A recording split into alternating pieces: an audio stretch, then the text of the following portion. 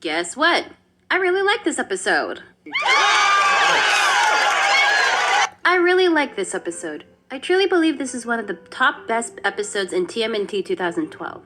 It has action, drama, and goes into detail about the origin of Splinter and Shredder when they were brothers. My only complaint, and it's really only a nitpick, why couldn't this be an hour-long special? Think about it. The episode beforehand was just a small episode introducing Renette and Savanti Romero, set in medieval times. It was a cute callback to Turtles in Time when they went to medieval times in the movie, but how much better would this have been if Savanti Romero just went straight to Splinter and Shredder's time? Remember, his original goal was to mess up history. So why not have him go back to the past and mess around with Splinter and Shredder's childhood so we could see even more details with how they grew up together? Fuck medieval times, give me more lore! Honestly, there's very little that I can complain about in this episode. It's more like nitpicks or even personal preferences here and there. There is a reason why this episode is so beloved in the fanbase, and I want an excuse to gush over this episode. So without further ado, let's just get right into why this episode is so... Wait a minute! Why are you dead? Again? Huh? Oh yeah, I forgot. Let's just say I have some unpopular opinions back in the Dragon Ball fandom. Go check it out. So I'll be in my Halo form for a while until I get wished back to life. So again, let's get started. The episode begins with the Turtles running away from the Foot Clan and meeting a young Shredder. Once they escaped, they arrived at a dojo where we also meet a young Splinter. Now there's something I like to make note about this episode, and it's the contradiction between Splinter's version of events versus what really happened. In Splinter's version, everything seemed more black and white, with a typical jealousy-turned tragedy love triangle. But the more the episode goes on, there seems to be a bit more shades of gray.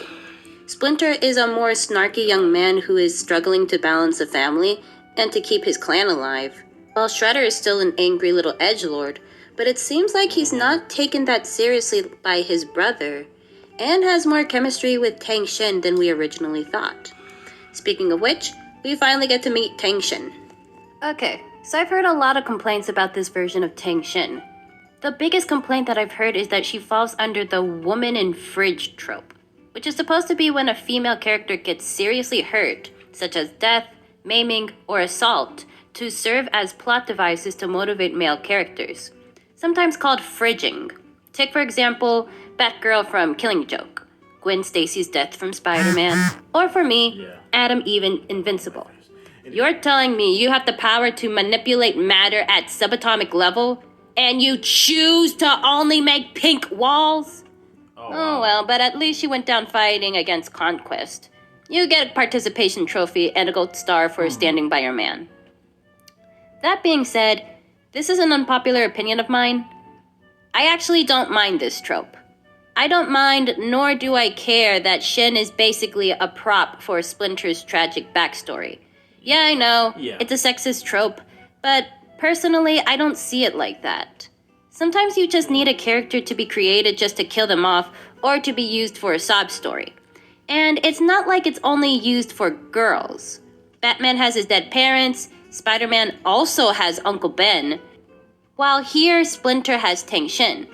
And look, if you're still mad that 2012 used the fridging trope, I will argue that they at least evened it out with April's dad, Kirby. This guy was constantly either being kidnapped, killed, or mutated. Twice in one season. Kirby is April's motivation. He's the one that starts April on her journey with the Turtles, and he's basically her prop for her to get some motivation. Hell, you can even make an argument for Splinter himself. Splinter also either goes missing or dies at the end of every season, except for season 1. Shredder every time. But I don't really see an uproar for these men being used as props or motivation for the other more important characters, especially for Splinter. He's the badass sensei. So for me, although I admit Tang Shen does fall into the fridging trope, she does at least serve her purpose. She's likable enough for me to care about her, she does have a nice romance with Splinter, and I do feel bad when tragedy does strike. I can see why this trope would piss others off, but again, sometimes you just need someone to die, regardless of their gender. Death comes for us all. Tang Shen and Yoshi get into a fight about their future. Let me walk you home. I can take care of myself. Aww, Karai is just like her mother. I can take care of myself. Yokai! I told you it was dangerous. I told you I was fine. Footbots, keep them close. So I guess being a dumbass in distress runs in the family. Yeah. Are you sure about Speaking that? of which, Yeah. Saki just so happens I to was be in gonna the say area. That's correct. Yeah, sure, tell that to the judge, you creepy fuck. And saves boy. Tang Shen from the turtles. Also, hold on. Shredder used to date Tang Shen? Shen, take me back. I will help you take care of Miwa. We will go to New York together. The three of us. Oh my goodness. Anyway. I'm a different man than the one you once knew. Huh, I didn't know that. Yeah, in the previous seasons where Splinter mentions how he and Shredder were fighting over Shen, it seemed like this was just a simple love triangle where Shredder was just the jealous one over a woman that wasn't his. But oh hello drama, it seems like Shredder did date Shen first, but they broke up because of Shredder's temper. Okay, so it seems like Splinter actually swooped in after the breakup and married his brother's ex. Interesting how you seem to have left that element out of your story, Yoshi. Okay, so personally, I am not a fan of the villain's motivation being he got rejected by a girl. Yeah. I find that pretty pathetic. Instead of feeling sympathy for the villain, where it's revealed there's more to them, that they are really a tragic figure broken by society or fell victim to an unfortunate event, I'm more like, really? That's your motivation? That's the reason why you're a monster? Because one girl said no to you, now the whole world has to deal with your problem? Telling me you lost a toy train, that's all. That's all you got, really. I had to work as a lawn gnome. I was forced to wear hand-me-up girls' clothing. Neither of my parents showed up for my birth. Well, Oh wow. Wow. Some That seems exceptions a little to the bit rule. extreme. Villains like Gaston that from was Beauty and the super smart. Beast or That Titan sucks. Megamind. Those are actually done I love well. Megamind. They do acknowledge that it's both pathetic that they're taking rejection to the extreme, but also shows the terrifying nature of like one who goes Hal. through His rejection. name is Hal. They're basically Like, what he doesn't even happens when the understand how to make nice things guy work. snaps and their facade completely shatters. That's how you make this trope work. Yeah. Now in here, I'm a bit torn. Because on one hand, they are trying to play this seriously. Like, we have to feel bad for Saki being rejected by Shen. Even though she has every right to choose who she wants to be with, and I wouldn't want to be with the walking cheese grater neither. But on the other hand, this isn't just a simple rejection. Like I said, Saki did date Shen first, and he still clearly has feelings for her. So it must be so hard for him to not only see her get married, but to get married to his brother, who is very much aware that Saki still loves Shen. Yeah, this is a pretty Yeah, like, okay, let's just talk about this right here. Okay, so, this is a red flag with this girl right here. Like, she was just getting used to it. She's just letting him kiss her in the forehead, and then she started smiling right in front of her, like, really? Like, she's married! You have another man's kid in your hands right now! Like, what is you doing? And Master Roshi just saw the whole thing, and he was just disgusted. For real, he was just disgusted. Anyway. move on Splinter's end. But Splinter just doesn't do that. If we also analyze how Yoshi was treating his little brother in the beginning, it seems Yoshi doesn't take Saki's feelings that seriously. He's brushing him off, teasing him, and Saki is trying to let Yoshi know this. So, taking this all under consideration, this is probably what Shredder grew up with. If we also remember what Splinter said in the backstories, Shredder was not just living under his brother's shadow in combat, but he was also dealing with Splinter not taking Shredder's feelings that seriously. Now, Splinter does care, don't get me wrong. He does say, I have always been there for you. But again, at this point, Yoshi not only already married Saki's ex, I mean, he really did but he also has a child with her. This is the gray area between Saki and Yoshi. Really did try On one hand, it must be hard dealing with the little emo, but on the other hand, Shredder also deserves to feel validated in his pain. Anyone wouldn't be happy in this situation. Where's my hour-long OVA, Nickelodeon? This is the good shit I've been missing. All right, but getting back to focus. Although I may not be a fan of this trope, I'd say it's done well enough here. Shredder does not magically turn evil because Shen rejected him, like how Scar did in Mufasa. It's more complicated than that. Yeah. If anything, That's Shen's definitely the rejection same. was one of the tipping points in his descent into madness. It was him finding out that he was from the Foot Clan that finally made him snap. If I had to rank this, I'd give it let me say this. So, he found out that his real father was killed by adopted father for some reason, you know?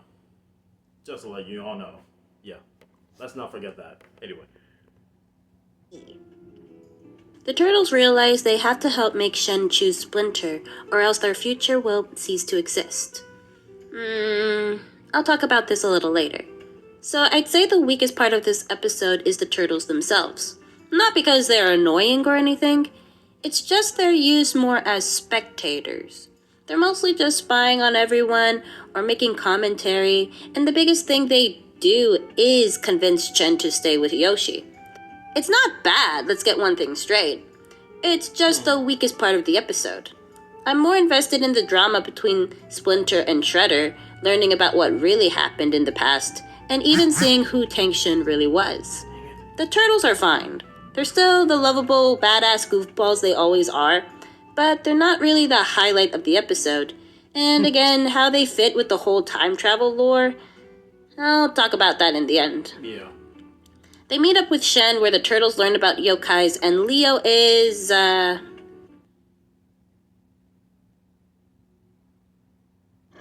Okay, alright. I'm not ready to face the Leo Rai stands. Me neither. The turtles convince Shen to stay with Yoshi. Meanwhile, Saki learns the truth about the past and revives the Foot Clan. I will have my revenge on them all!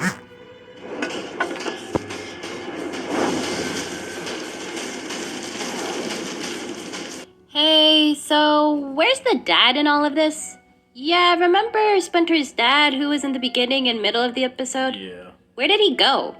Did he just go on a vacation during the time Saki figured out he was adopted? Or... Well, he was actually asleep, so he got burned down into the fire as well, though, too. Not looking good here. Not looking good here at all. Is he just sleeping through all of this? Like, is he just back in the temple fast asleep as his sons are trying to kill each other? We were raised together, Saki. Do not make me fight you. How could I not, after so many lies, after so much dishonor? Hey, keep that shit down! Don't make me come over there and beat the manners into ya! Sorry, sorry. Yeah. Or did the worst case scenario happen and he just croaked in between scenes? Also, how did Saki figure out he was from the Foot Clan? Did the dad decide to tell him? And if so, why now? Why would he tell him at the moment where he knows Yoshi and Saki are... Or was there just some evidence lying around that Saki was from the Foot Clan? Like, what happened between Saki in the dojo and Saki leading an army? Explain episode! Really Teen GD has so girls. many questions! Yeah. Saki goes and confronts Yoshi and gives Shen an ultimatum. I ask you one last time. Make the right choice. I have already made it. Saki, please. You are brothers. Yeah, Saki, why can't you be more like my son, Donatello, who's also dealing with a love triangle? He's not like you. He might get jealous, may try to push both April and Casey away, or yanks April away, prioritizes April over family, thinks Casey isn't right for April, stalks April, obsessed with April, I just don't like his has attitude. pictures of April without I'm her sorry, but I have to consent. say it, though. Gets mad when she's alone with Casey, and also has I just a don't temper. like him. I'm sorry, how is this guy better than me? Yeah, why wasn't I harder on my yandere son? I mean, I was really hard on the angry one for possibly turning into you, but how could I have missed the other angry one? At least I'm giving Shen a choice. Did this guy ever give this April a choice? You call this a choice? Right. You are literally holding me at gunpoint. Right. No, baby, they're knives. This is completely different. How can one love and hate someone so fiercely? Let me stop you right there, Saki. This is one of my complaints in not just the episode, but in the Splinter and Shredder's dynamic. Okay, so we are told over and over again since season 1 how Hamato Yoshi and Oroku Saki grew up as brothers, until their love for Tang Shen separated them. Again. So I can definitely believe these Same two thing. were rivals in the past that turned into enemies in the present. But I'm having a hard time believing these two had any love for each other. Well, to clarify, I can buy Splinter loving Shredder as a brother, both in the present and the past, but I do not buy for 1 second that Shredder ever loved Splinter as a brother at all. Yeah. In the beginning of the episode, Saki was always on fence with Yoshi. He was annoyed with Yoshi. He was angry that he never believed just him. wants to Then he end tried to his steal life, Shen like, away once he just- sensed a he just rift in their wants to kill marriage. him. That's all he So where's the wants. moment where Yoshi and Saki are actually getting along? Where's the moment where I can see them as brothers? I know they're supposed to mirror Leo and Raph, where they butt heads and fight a lot, but we had a few seasons already seeing Leo and Raph get along. Where's Splinter and Shredder's moment of getting along? I could use a movie as an example. I'd use Prince of Egypt. In this retelling of Oh, yeah, I watched Moses, that. Moses was also an adopted mom brother watched raised to those. believe he was blood relatives good. with his brother Ramesses, until he realized he was a Hebrew growing up with his enemies. But before he realized this, the movie shows us his relationship with his brother and how close the two were. Let my We saw them people play with each other. go. We saw them get in trouble with each other, get mad at each other, but Yeah. make up later. And we see just what kind of loving familial relationship they had. So when Moses does learn the truth and turns Oh, his yeah, back on that his part. brother, it is truly heartbreaking. Just kill the man. Just look at the scene where Ramesses is pleading for Moses not to go. Without playing the audio, just look at the heartbreak in these two's eyes. Yeah, The they have sorrow when separate, Moses yeah. does leave. And that sorrow expands even more when Moses does have to come back I mean, he had as to make a Ramesses' very, very hard enemy decision in the to name make. of God, in the name of freedom. And even during the 10 plagues, when Ramesses has every right to hate Moses and sees him as an enemy, there's still a part of him that still sees him as his little brother and can't help but still have that Why same can't love he for him understand as they had in what the he was past. trying to help Until man? finally, when the last plague hits and Ramesses' child was taken, the love was finally erased and replaced with pure vengeance, as Ramesses finally accepts Moses Like, as his come true on, enemy. man.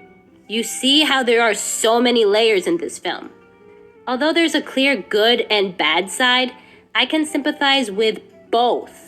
I feel Yeah. bad for both Moses and Ramesses, but I still cheer for Moses to win and for Ramesses to lose. But that doesn't stop me from crying when I see Ramesses screaming for Moses at the end in vengeance, and Moses finally saying goodbye to his brother.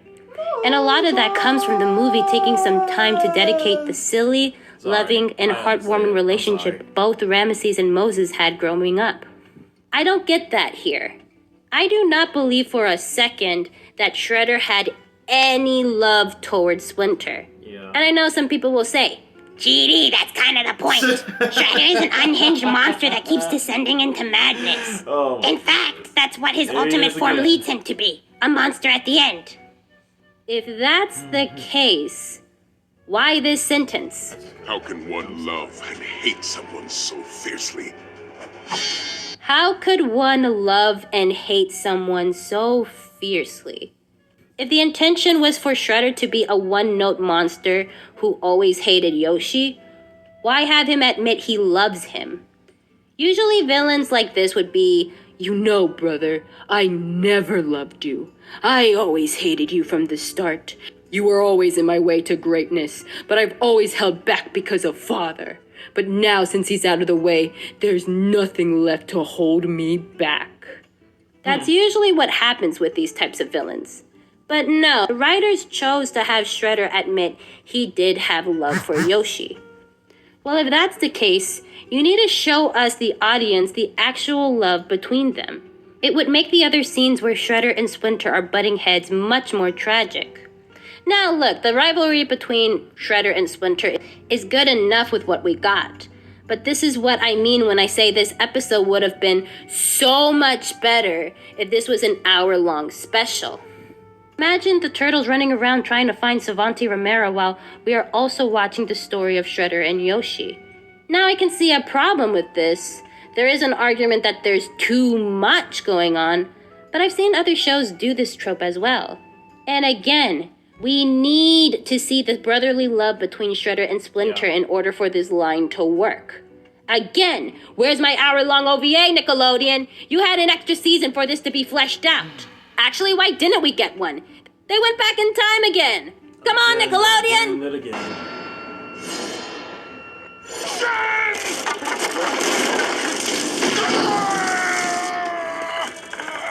That's gonna happen to you if you don't chill the fuck out and learn to respect no! Donnie. So history is set back to normal and the turtles reunite with Renette. It was the scepter. It brought you here to make sure Splinter survived. Wait, so it's always been this way? We were always destined to come here in time and save Splinter's life? Okay, this is the only thing I say is bad about this episode. I hate this time paradox shit where apparently someone from the past was always destined to go back in time to somehow make sure history remains the same. Yeah. Because honestly, it raises so many more questions than answers. Wait, if the turtles were supposed to go back in time to make sure they would be mutated, how did they get mutated in the first place? So wait, if they originally never went back in time, does that mean Shredder could have won Shen over? So wait, if the turtles never interfered, would the original canon timeline be Shredder times Shen and Splinter taking over the Hamato clan? What kind of BS? It's just a cartoon. It's just a cartoon about 4 mutant ninja turtles who eat pizza in the sewers of New York. It's not that big of a stretch. Again, although I hate this time travel trope, it's still not really the worst trope out there. Again, a lot of my issues I have with this episode is more nitpicks or tropes I don't like. But we finally reach the ending where Renette drops the turtles off and returns to the future. Overall, although I may have my issues or nitpicks sprinkled here and there, this is still a pretty badass episode. It finally shows us what happens between Splinter and Shredder, while also giving us more of a gray side to them. Now I still stand by how it's essential for us to see the brotherly love between Shredder and Splinter, and I am still disappointed that we never really got to see that explored. But again, their rivalry is still good enough. I wish we could have seen more of the different points of view. How present Splinter's story differs from the actual history. Maybe when the turtles do go back in the present, they can confront Splinter on what really happened. Maybe there's a reason why Splinter didn't want to share that he was the original homewrecker. Could he have guilt over this? Does he blame himself that maybe if he never married Shen, she'd be alive? Or he could have still had a good relationship with Saki? Again, really would have liked an hour-long special. But without all my nitpicks and issues, this is still one of the best episodes of TMNT 2012. P.S. When Shredder adopted Karai, did he think Splinter died in the fire? In Splinter's point of view, he thought Shredder kidnapped her, but Shredder saw Splinter get buried under rubble. But then in Season 1, it seemed like he was hunting Splinter. So when did he find out that Splinter survived? God damn it, Nickelodeon! You had an extra season and you wasted it! Yeah, that's true. Oh, another one? Oh boy.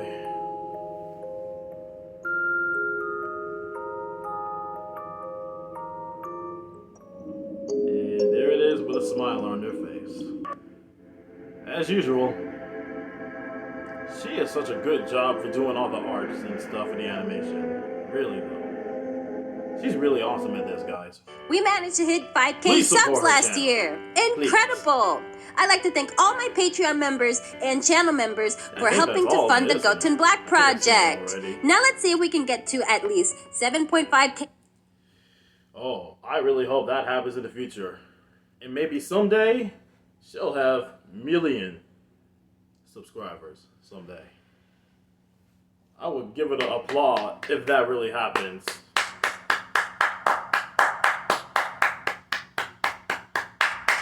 And then I'll be cheering like, yeah, she got it. Yes, boy, let's go. But yeah, alright. But yeah, whew. That was it for that video, and I hope you guys enjoyed it. That was the whole thing that she had to talk about, the backstories about Amatayoshi and Saki and the love triangle one and everything. And adopted father, of course, which is I still can't get over that the other dude made a voicing of that adopted father, and then he was like, "What the heck is wrong with you, Nickies? All this fighting and for what? Gucci?" Anyway, I'm sorry. It was just too good, too good. Yes, I've seen it like a lot of times. In the way that it just screamed like, ah, ah, ah. And then he found the baby, and then he's like, if I can't have a woman in my life, then I'll take her, like take his daughter with me. And then like, oh. Yes, I seen this. It was just, whew. But Nickelodeon, yeah, what she said, you wasted big time. Real big. But anyway, I'm gonna have to stop this video, and thank you guys so much for watching, and I hope you guys liked it, and let me know in the comments below, and please, if you guys are already new, please let me know if you're already thumbs up and subscribe for down here on the channel of me, Ultimate Keith here. And at the same time, guys, if you guys wanted me to continue to do more videos and stuff, then yes, then I will continue to do that in this year, in 2025. So guys, with that being said, 1 letters, 1 word.